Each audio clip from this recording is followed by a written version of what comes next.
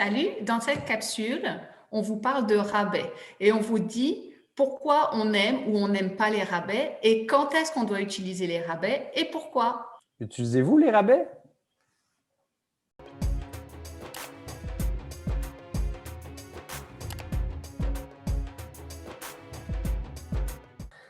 Les rabais, Karine, les rabais, comment on peut utiliser les rabais chez YoGigi? Ou est-ce qu'on veut utiliser les rabais chez YoGigi pour augmenter ses ventes? Ben, je t'avoue que moi, j'ai pas vraiment envie de baisser mes prix. J'ai l'impression, moi, que quand je fais des rabais, c'est pas bon pour mon entreprise. C'est pas bon pour la valeur perçue de mon entreprise. Mais parfois, je pense que ça peut être utile. Mais là, je me dis, dans quel cas ça peut être utile de faire des rabais? Je vois d'autres entreprises qui utilisent des rabais pour aller chercher de nouveaux clients. Mais est-ce qu'on a d'autres solutions que d'offrir des rabais? Moi, j'ai réfléchi à ça et je me suis dit, bah, tu sais, j'ai des abonnements de 3 mois. Est-ce que pour mes nouveaux clients, plutôt que de faire un abonnement de 3 mois, je ferais un abonnement de 4 mois au même prix que celui de 3. J'aurais pas peur de les perdre au renouvellement. Moi, c'est ma crainte vraiment que j'ai. Mais toi, t'en penses quoi des rabais, Charles? Ben, c'est sûr que la question qu'il faut se poser, c'est qu'est-ce qu'on veut faire avec les rabais, premièrement? Tu sais, c'est quoi l'action concrète? On peut avoir des rabais pour l'acquisition, pour garder des clients à plus long terme, pour en réactiver. Bon, il y a plein de choses qu'on peut faire. Et la question qu'il faut se poser, c'est est-ce que nos clients à forte valeur, ils sont des discount hunters? Si on regarde, par exemple, ce qui se passe dans le temps de Noël, à Black Friday ou au Boxing Day, ce qu'on voit dans la donnée, c'est qu'on acquiert beaucoup de clients à ce moment-là. Et janvier, c'est le moment qu'on en parle le plus. Donc, c'est souvent des clients qui sont seulement attirés par ce petit rabais-là, mais qui ne vont pas rester avec nous. Puis quand on a une vision long terme, il est peut-être mieux d'aller plus avec une offre premium, d'ajouter des trucs, d'en packager pour garder le client à long terme. Moi, je suis vraiment rendue là. Je pense que c'est plus pertinent, tu sais. Puis après, on peut avoir des rabais. Le rabais peut être un an d'abonnement te coûte moins cher ou moins qu'un abonnement à 3 mois, par exemple.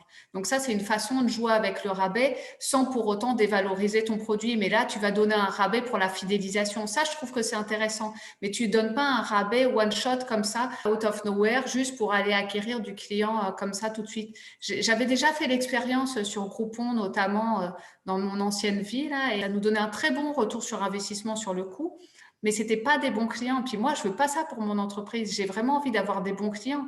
Ça me demande trop d'énergie d'aller en chercher. Parfois, tu vois, j'ai des stocks aussi en fin d'année où je me dis que le rabais pourrait être bon pour un stock de fin d'année parce que moi, mon stockage dans mon entrepôt, ça me coûte cher. Oui, exactement. Parce que tu sais, concrètement, l'objectif du rabais, en fait, c'est d'augmenter la quantité que tu vends. Fait que si Ouais. ton objectif, c'est d'écouler ton stock, donc Mm. en descendant le prix avec le rabais, tu vas vendre plus. Mais il faut vraiment réfléchir à ce côté-là, augmenter les quantités vendues à court Mm. terme, mais ça ne va pas augmenter ta base client de bons clients à long terme. Je pense que si ton objectif est long terme, ce n'est Mm. pas une stratégie qui est soutenable. Ton coût d'acquisition devient élevé Mm. aussi parce qu'en plus du coût d'acquisition potentiellement des plateformes web, Mm. tu ajoutes un rabais, donc la marge Ouais. reste très faible. Et ce client-là qui ne va pas revenir, tu vas jamais te payer avec ça au final. C'est quelque chose que j'ai observé aussi dans les données. Mais en fait, dans ce que tu me dis, Charles, ce que je comprends, c'est que vraiment, il faut différencier le rabais, tu vois. Mais c'est ce que j'avais vraiment en tête. Au niveau de l'acquisition, moi, je mettrais pas de rabais, mais je rajouterais de la valeur sur mes offres finalement d'acquisition pour attirer le nouveau client. Mais s'ils renouvellent un abonnement de 3 mois, ils vont le payer le même prix qu'ils ont payé leur premier abonnement de 4 mois. Tu sais, ils vont pas avoir un frein. Le problème, c'est le frein au fait que tu dois repayer quelque chose dans la même compagnie, mais tu veux pas parce que le prix est beaucoup plus haut que ce que tu l'as payé la première fois. J'ai pas envie d'avoir des frictions à ce niveau-là. La deuxième chose, c'est que quand je veux faire un rabais, que je dois écouler mon stock, ça fait du sens parce que mon but, c'est de nettoyer du stock et de vendre le plus possible. C'est pas forcément d'avoir une démarche d'acquisition de bons clients. En fait, derrière tout rabais ou derrière toute stratégie de prix que tu peux avoir, c'est de savoir quel est l'objectif que tu as derrière. Exactement. Mm. Non, exactement. Le rabais, peut-être, mais il faut savoir pourquoi, puis il faut savoir qu'est-ce que ça va t'amener, puis qu'est-ce que ça ne t'amènera pas. Ouais. Euh, voilà. Merci Charles. Merci, Karine. Si vous avez aimé nos capsules, je suis sûre que vous les avez aimées parce qu'on est vraiment cool. On va approfondir tous ces sujets dans un webinaire très prochainement. Vous avez juste à vous inscrire ici. Oui, donc on va parler de l'acquisition, la rétention et le développement des clients en utilisant vos données. Aussi, vous pouvez visionner nos 3 autres capsules. Donc, à bientôt!